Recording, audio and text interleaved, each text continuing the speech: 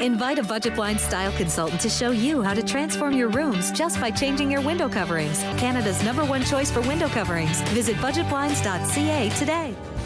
This is Newcap News with Jeremy Thompson.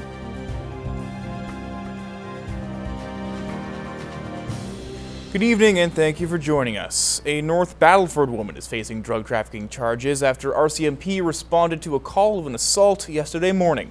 When they arrived at the residence around 8 o'clock, police arrested 38-year-old Faye Bitternose on an outstanding warrant and discovered a quantity of cocaine.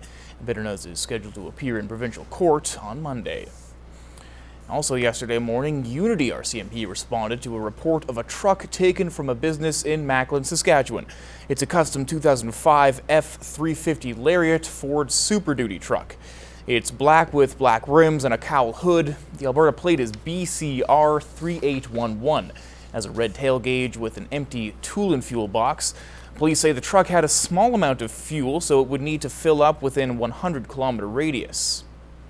If you have any information on this crime, you're asked to call Unity RCMP at 306-228-6300 or Crime Stoppers. Well, last night, the World Religions Conference at the Vic Juba Theatre drew in a big crowd. The topic of discussion was scriptures and extremism. And it's no coincidence the conference was held on September 11th. The date was specifically selected in remembrance of the devastating attacks on 9/11. As Chris Khan reports, members from various faiths gathered in harmony to share a message of peace and unity. It's a horrifying sight that took place 14 years ago in one of the worst terrorist attacks of all time.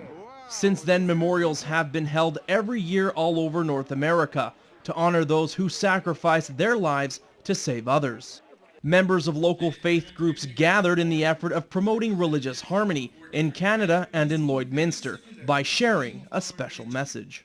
The purpose of this event is to say that, that whatever happened over there had nothing to do with religion. Extremism is not something part of the scriptures. It is rather people manipulating the scriptures for their own benefits.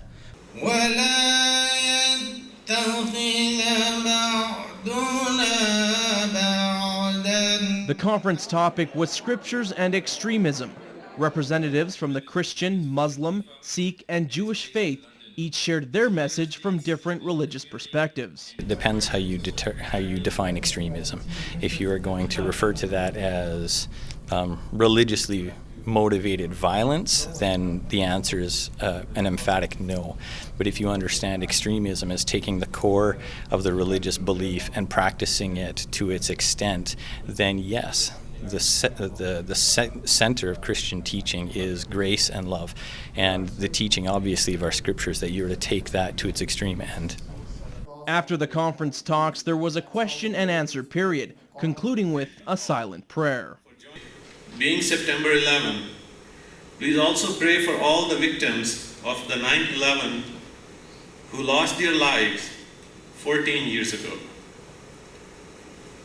Please join me in a silent prayer. We pray by raising our hands. Those of you who wish to join us may do so, or pray in your own manner. Please join me in silent prayers. The conference has gained traction with many residents, and some feel this is a much-needed event in the community. And it's an opportunity for us to get together with people of other faiths, to raise questions, to learn greater understanding and tolerance, and to have some good conversations. The aim is to continue these conferences every year with a different topic and to unite the various religions and find commonalities. Chris Khan, Newcap News. Well, back in the border city now, once again, the ground floor of Lloydminster's downtown Clock Tower building is open for business. Clock Tower Pasta and Burger Bar is owned by a family with deep roots in the border city who are hoping to use the landmark to teach customers about Lloyd's long history. Now, Marlene Barrett's family has lived and worked in Lloydminster for generations. When her bid to lease the ground floor of the historic Clock Tower building was accepted, she was ecstatic. We wanted a restaurant downtown, but we wanted this restaurant especially because of the building. There's pictures of my grandma's parents in front of this building, and there's pictures of my grandma's brother in front of this building. So I mean, that's really important to me. The decor was gathered up from around the city, and Barrett is expecting to borrow more than 90 pictures from the regional archives to proudly display on the walls. She says many current residents don't know much about Lloydminster's past. The history of the whole downtown had burnt down, and then after that there was a law in that all the buildings had to be brick and that.